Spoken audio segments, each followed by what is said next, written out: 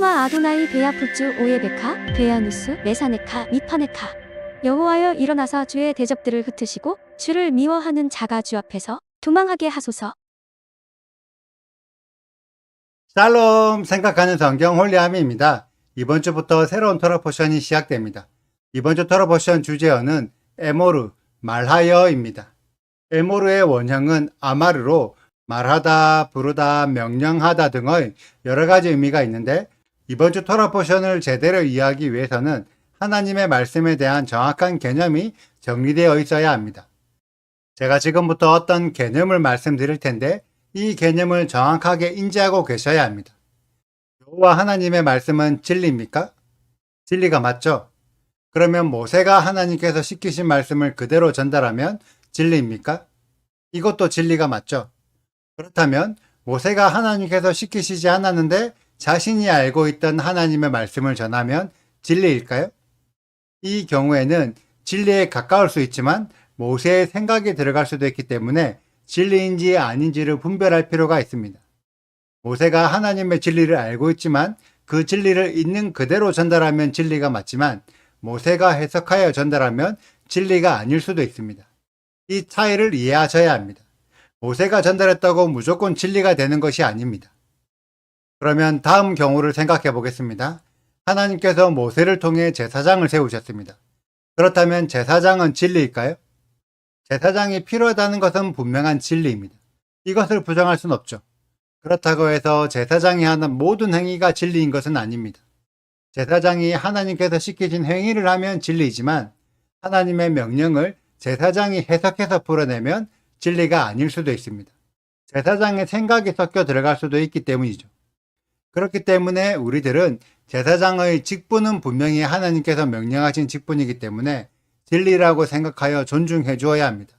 그렇지만 제사장이라는 사람 자체가 존중되어서 제사장이 하는 모든 말과 행위들이 진리라고 생각해서는 안 됩니다.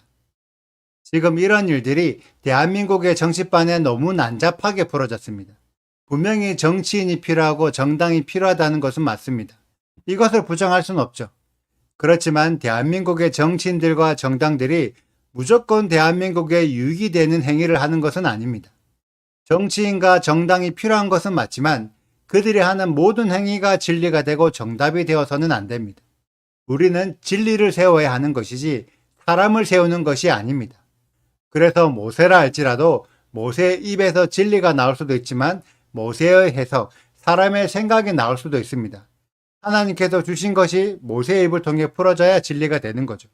그렇기 때문에 모세라 할지라도 무조건 맹신하여 모세를 하나님만큼 높이는 것은 옳지 못합니다. 그리고 만약 거지의 입을 통해서 하나님께서 주신 것이 풀어진다면 비록 거지의 말이지만 그 말씀만은 진리가 됩니다.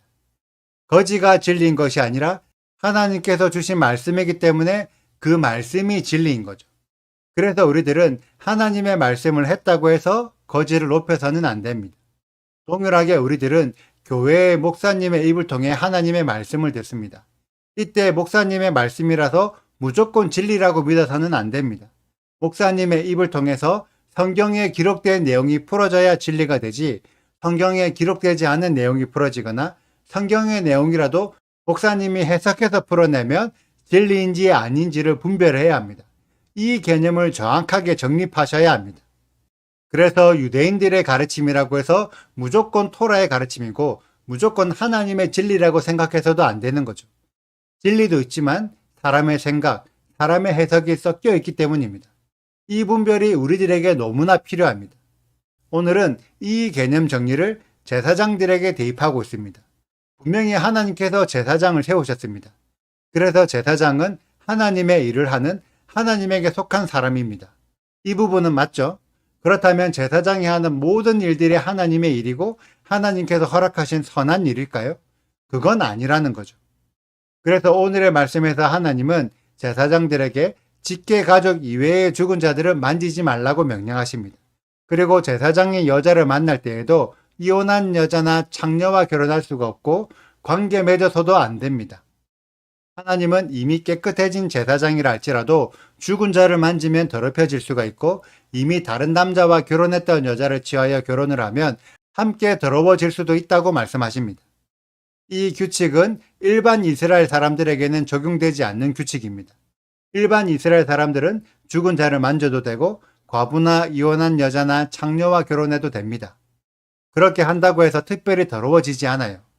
그런데 제사장들은 하나님과 가까이에 있는 자들이기 때문에 오히려 하면 안 된다는 거죠. 심지어 대제사장의 경우에는 직계 가족을 포함한 어떠한 죽은 시체를 만져서도 안 됩니다. 그리고 대제사장이 여자를 만날 때에도 오직 다른 남자를 경험한 적이 없는 처녀인 여자와만 결혼해야 하죠. 대제사장에게는 일반 제사장들보다 더 엄격한 수준의 정결함이 요구됩니다. 성경 안에서 제사장들은 왕과 같은 권력을 가지고 있는 자들입니다. 분명히 권력을 가지고 있지만 그렇기 때문에 더 하지 말아야 할 규칙들이 있는 거죠. 그리고 대제사장에게는 더 엄격한 규칙을 요구합니다. 이는 절대로 권력이 법 위에 군림할 수 없다는 것을 증명합니다.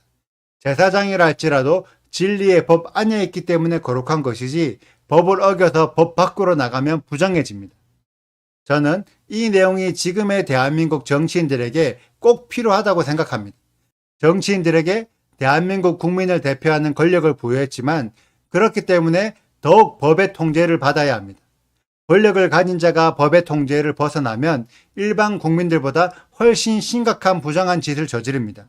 그런 정치인들이 통치하는 대한민국은 부정부패로 인해 선량한 국민들 모두에게 심각한 피해를 줍니다. 그렇기 때문에 정치인들은 더욱 강력한 법의 제재를 받아야 하고 법의 통제에서 벗어나는 즉시 권력을 박탈시켜야 합니다. 그래야 선량한 국민들이 피해를 입지 않습니다. 지금의 정치판은 보수와 진보, 좌우의 진영 논리를 벗어나서 모든 자들이 심각하게 법치를 위반하고 있다고 생각합니다. 그렇기 때문에 어느 누가 국회의 권력을 장악하든 또는 대통령의 권력을 잡든 대한민국의 앞날은 희망차지 않을 것입니다. 우리들은 진리의 개념을 세워야 합니다. 사람이 진리를 만들지 않습니다. 법이 진리를 만듭니다. 저는 지금이 어느 누가 대한민국의 법을 가장 잘 지킬 수 있을지를 생각해야 하는 시점이라고 생각합니다. 권력을 가진 정치인들이기 때문에 일반 국민들보다 더욱 법을 잘 지켜야 하고 그런 정치인들의 준법 정신이 대한민국을 회복시킬 것입니다. 다시 한번 말합니다. 특정 정치인이 대한민국을 살리는 것이 아니라 모든 정치인들의 준법 정신이 대한민국을 살립니다. 가장 준법 정신이 투철한 자, 법을 가장 잘 지키는 자가 대통령이 되어 대한민국을 이끌어 주시길 간곡히 부탁드립니다. 오늘의 영상은 여기까지입니다. 오늘의 말씀 읽으시고 질문이 있으시다면 언제든지 댓글로 남겨주세요. 오늘도 감사합니다. 샬롬! 여호와께서 모세에게 이르시되 아론의 자손 제사장들에게 말하여 이르라 그의 백성 중에서 죽은 자를 만짐으로 말미암아 스스로를 더럽히지 말려니와 그의 살부치인 그의 어머니나 그의 아버지나 그의 아들이나 그의 딸이나 그의 형제나 출가하지 아니한 처녀인 그의 자매로 말미암아서는 몸을 더럽힐 수 있느니라. 제사장은 그의 백성의 어른인즉 자신을 더럽혀 속되게 하지 말지니라. 제사장들은 머리털을 깎아 대머리 같게 하지 말며 자기의 수염 양쪽을 깎지 말며 살을 베지 말고 그들의 하나님께 대하여 거룩하고 그들의 하나님의 이름을 욕되게 하지 말 것이며 그들은 여호와의 화제고 그들의 하나님의 음식을 드리는 자인즉 거룩할 것이라. 그들은 부정한 음녀나 이혼당한 여인을 취하지 말지니 이는 그가 여호와 하나님께 거룩함이니라. 너는 그를 거룩히 여기라. 그는 내 하나님의 음식을 드림이니라. 너는 그를 거룩히 여기라. 너희를 거룩하게 하는 나 여호와는 거룩함이니라. 어떤 제사장의 딸이든지 행음하여 자신을 속되게 하면 그의 아버지를 속되게 함이니 그를 불사를 지니라. 자기의 형제 중 관유로 부음을 받고 위임되어 그 예복을 입은 대제사장은 그의 머리를 풀지 말며 그의 옷을 찢지 말며 어떤 시체에든지 가까이 하지 말지니 그의 부모로 말미암아서도 더러워지게 하지 말며 그 성소에서 나오지 말며 그의 하나님의 성소를 속되게 하지 말라. 이는 하나님께서 성결하신 관유가 그 위에 있음이니라. 나는 여호와이니라. 그는 처녀를 데려다가 아내를 삼을지니 과부나 이혼당한 여자나 음녀짓을 하는 더러운 여인을 취하지 말고 자기 백성 중에서 처녀를 취하여 아내를 삼아 그의 자손이 그의 백성 중에서 속되게 하지 말지니 나는 그를 거룩하게 하는 여호와임이니라. 구독과 좋아요를 눌러주세요. 그리고 알림 설정도 해주시고요. 그리고 하트도 꼭 눌러주세요. 슈바 아도나이 리베보트 알레페 이스라엘 여호와여 이스라엘 천만인에게로 돌아오소서.